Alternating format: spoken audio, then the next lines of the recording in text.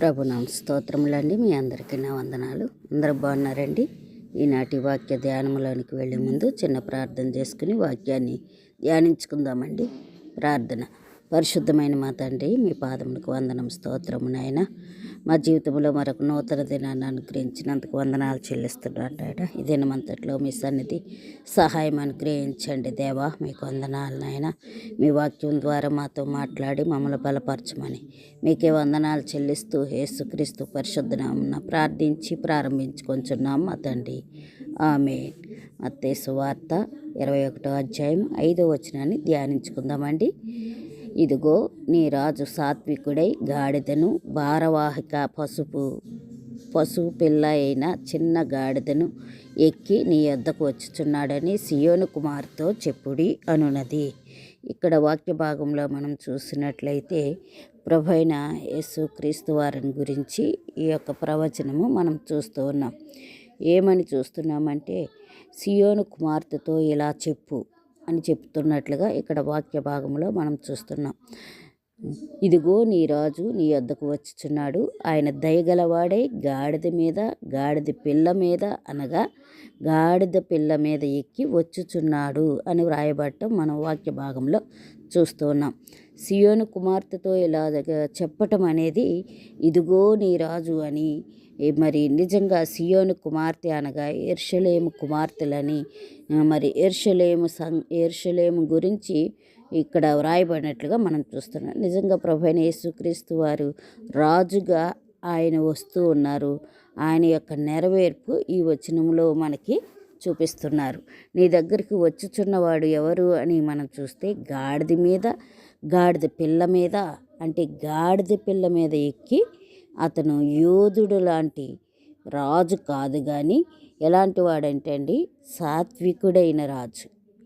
మనం మత్తయి సువార్త 11:29లో మనం చూసినప్పుడు అక్కడ చూస్తాం కదండి. నేను సాత్వికుడను దీన మనసు గలవాడను గనుక నా కాడిని మీ మీద ఎత్తుకుని నా యొద్ద నేర్చుకునిడి, అప్పుడు మీ ప్రాణములకు విశ్రాంతి దొరుకును అని వాక్య భాగంలో రాయబడటం మనం చూస్తున్నాం. ఈ యొక్క వాక్య భాగాన్ని బట్టి మనం ఇక్కడ చూస్తే ఆయన ఎవరండి? సాత్వికుడిగా మనకు కనబడుతూ ఉన్నారు. ఇంకా మత్తయి సువార్త 12:18-21 వచనాలు చూస్తే, ఇదిగో నేను ఏర్పరచుకున్న నా సేవకుడు, నా ప్రియుడు, ఈయన యందు నా ప్రాణం సంతోషించును, నేను నా ఆత్మను ఈయన మీద ఉంచుతాను, ఆయన అన్యజనులకు న్యాయం ప్రకటించును, ఆయన కలహించడు, కేకలు వేయడు, ఈదులలో ఆయన స్వరము ఎవడును వినడు అని ఇక్కడ మనం వాక్య భాగంలో చూస్తూ ఉన్నాం. ఇంకా అంతేకాకుండా ఆయన నలిగిన రెల్లును విరువడు, పొగ త్రాగుచున్న జనపనారను ఆర్పడు, ఆయన న్యాయమును విజయమునకు పంపు వరకు ఆయన నామమున అన్యజనులు నమ్ముదురు. ఈ వాక్య భాగానుసారము ఇది లేఖనముగా మనం చూస్తున్నాం. అధికారులు, సైనికులు మరి ఊరేగింపులకు కాకుండా, ఒక రాజుగా ఊరేగింపు కాదండి, అధికారంగా ఊరేగింపు కాదు, సైనికులుగా ఊరేగింపు కాదు, కానీ పౌర ఊరేగింపులకు గాడిదలను ఉపయోగించేవారని ఆ దినాల్లో మనము చూస్తున్నాం.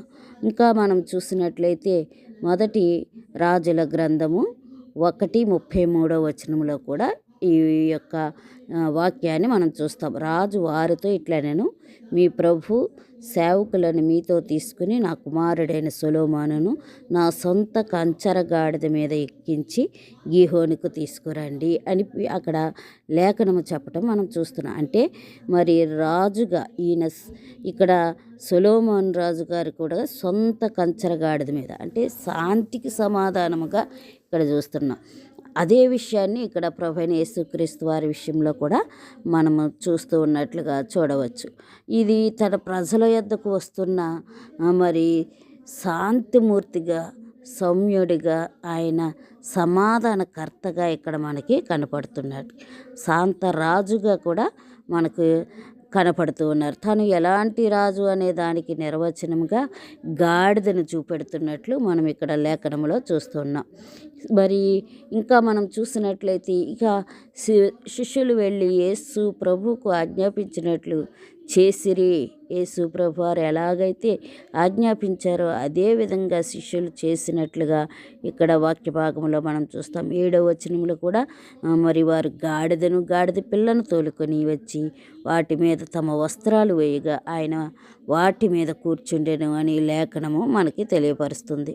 వారు గాడిద పిల్లను తెచ్చి వాటి మీద తమ వస్త్రాలు వేశారు. ఆయన వాటి మీద కూర్చున్నాడని మరి ఈ 2 జంతువుల వస్త్రాల మీద కాదు కానీ మరి ఆ వస్త్రాల మీద కూర్చున్న ప్రభువైన యేసుక్రీస్తు వారు శాంతిమూర్తిగా, మరి ఆయన సమాధాన కర్తగా, రాజుగా ఈ లోకానికి వచ్చారు. లోకానికి వచ్చిన రాజు యుద్ధానికి వచ్చినట్లుగా గాడిద మీద వచ్చి మరి గుర్రం మీద వచ్చి యుద్ధం చేయటానికి కాదు కానీ ఇక్కడ గాడిద పిల్ల మీద ఆయన ఊరేగింపుగా మరి యెరూషలేముకు వస్తూ ఉన్నారని లేఖనం తెలియపరుస్తుంది.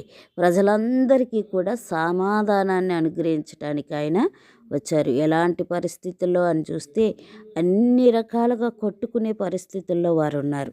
ఆ పరిస్థితులు అన్నిటి నుంచి వారిని విడిపించటానికి, వారి యొక్క పాపపు భారము నుంచి, వారి యొక్క శాపపు భారము నుంచి, వారికున్న ప్రతి విధమైన మరి శాపాన్ని కొట్టివేయటానికి ఆయన వస్తున్నాడని సియోను కుమార్తెతో చెప్పుడని లేఖనము రాయబడటం మనం చూస్తున్నాం. ఆయన ఆ దినాన రావటము యూదులు, ఇశ్రాయేలీలు మరి ప్రభువును అంగీకరించకపోవటము, అందువలన ఆ కృప మనకు అనుగ్రహింపబడటం మనం చూస్తున్నాం. అబ్రహాముకు చేసిన వాగ్దానం ప్రభువైన యేసుక్రీస్తు వారిని గురించి, నీ యొక్క వంశము ద్వారా భూమి యొక్క సమస్త వంశములు ఆశీర్వదింపబడునని లేఖనము తెలియపరచబడినట్లుగా ఆయన లేఖనము ద్వారా ఈ లోకానికి వచ్చారు. ఆయన యొక్క రక్షణ మానవాళందరికీ కూడా ఉచితంగా అనుగ్రహిస్తున్నారు. అయితే ఆయన నీ కొరకు మరి పసిబాలుడిగా వచ్చారేమో కానీ 2025 సంవత్సరాల క్రితం ఆయన పసిబాలుడిగా వచ్చి ఆయన సమాధానాన్ని మరి ఇక్కడ భూమి మీద కనుపరిచారు. కానీ మరలా ఆయన రాబోతున్నారు, ఆయన రారాజుగా రాబోతున్నారు. ఈలోపు ప్రజలందరూ కూడా ప్రభువైన యేసుక్రీస్తు వారిని సొంత రక్షకునిగా ఆయన మన పాపముల కొరకే ఈ లోకానికి వచ్చి మరణించి సమాధి చేయబడి నా పాపములన్నిటినీ ఆయనపై వేసుకుని ఆయన రక్తములో కడిగి శుద్ధీకరించి ఆయన తన బిడ్డలుగా మనల్ని అందరినీ ఈ సత్యాన్ని ఎవరైతే నమ్ముతారో, ఆయన చనిపోయి సమాధి చేయబడి తిరిగి 3వ దినాన లేచారని నమ్మిన ప్రతి ఒక్క బిడ్డ ఆయనను అంగీకరించి ఆయన రాజ్యములో చేర్చబడాలని ఆయన యొక్క ఉద్దేశం. అది ఎవరైతే నమ్ముతారో వారందరికీ కూడా నిత్యరాజ్యం అనేది అనుగ్రహించబడుతుంది. నిత్యరాజ్యములో నువ్వు, నేను, ప్రజలందరూ చేరాలని ఆయన కోరుతూ ఉన్నాడు. అటువంటి కృప దేవుడు మనందరికీ అనుగ్రహించునుగాక. ఆమేన్. ప్రార్థన చేసుకుందామండి. పరిశుద్ధమైన మా తండ్రి, మీ పాదమునకు వందనము, స్తోత్రము నాయన.